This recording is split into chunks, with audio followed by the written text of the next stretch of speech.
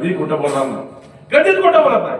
मी काय अनगर करायची काय करते ती इलेक्शन तोंड आले की मुरमाचं टिपर ही 5 रस्ता भरू ती 5 रस्ता भरू 6वा रस्ता केला त्यांनी विधानसभेला.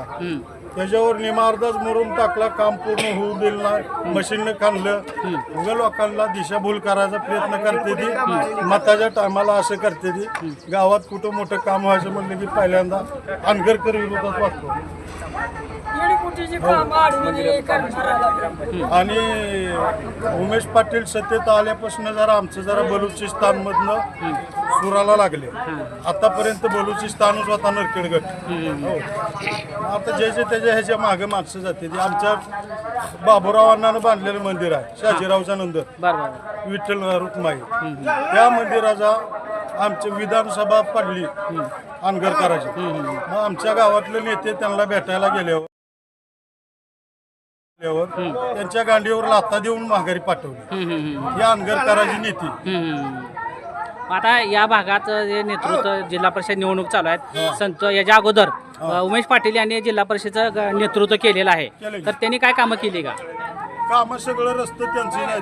बर, आता त्यांचे बंधू मानेगाव रस्ता उमेश पाटलांनीच बनवलेला आहे. मंदिरात आम्हाला सभागृह दिले, गोपाल रस्त्याचं काम केलंय, शिवरस्ता दिलेला आहे, बरं आता कळमण रस्ता दिला. किती रस्ते करायला लागले की धावते ती आम्ही करतो 15-10 रस्ते केले तर अर्धा किलोमीटर खडे. आणि एक रस्ता केला कुठं आचारसंहिता त्याचं डोडू रस्ता तावा ही फक्त मुरुम आणून टाकते त्याची तर कुठला आणला तिथली चारी टाकली. मला काय म्हणायचं, आता संतोष पाटील उमेदवार आहेत, उमेश पाटलांनी जे कामं केलेले आहेत त्या उमेदवारीचा संतोष पाटलाला फायदा होईल का? 100%. बर, कसा फायदा होईल म्हणता? त्यांच्या विचारातनं काय का असना पार्टी 12 भानगडी त्यांना माहित नाही भावाभावांना. फक्त ती या नरखेड गटात काय चाललंय, आतापर्यंत अन्याय होत होता त्याच्या विरुद्ध भाऊभाऊ आहेत ते, हरीसाहेब आहेत ते, त्यांच्या नेतृत्वाखाली कामं चालू झालेली आहेत. आता जास्त कल तुमचा कुठल्या उमेदवाराकडे असेल? जास्त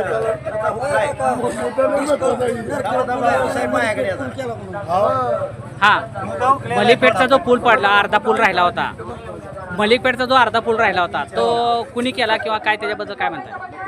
मलिकपेठचा अर्धा पूल 20 वर्ष पेंडिंग होता, उमेश पाटलांनीच ते काम मार्गी लावलं. बर, आतापर्यंत दिसत नव्हतं अनगर करायला, तेव्हा ह्याची गरज आहे. आता सेना भोगावती सांगते ती, सेना भोगावती आतापर्यंत कुठे गेली? त्यांच्या भागात कॅनेल फिरायले त्यांच्या गटात, आणि आमच्या इथं सेना भोगावतीवरच अजून बी राजकारण होतं. ही सगळं लोकांनी सर्वसामान्य जनतेने ओळखलेलं आहे. आणि ओळखल्यामुळे आता काय ह्यांची जाहिरात चालत नाही. ह्या जाहिरातीचा काय खेळ आहे ह्याला लक्षात येईल. आता ह्याच्यात आता हकलले ती सगळ्यातनं, आता राहिले शेवटचे ही शेपूट राहिले. ही शेपूट एकबार ह्यांचं स्थिर झालं, जीव गेला सगळा, त्यांचा विषय संपतो सगळा. लखनदादा विरुद्ध आमची लढाई नाही. लखनदादा आमचाच आहे. तो राजन पटला विरुद्ध आमची लढाई. हा महत्वाचा काय साहेब माहिती आहे?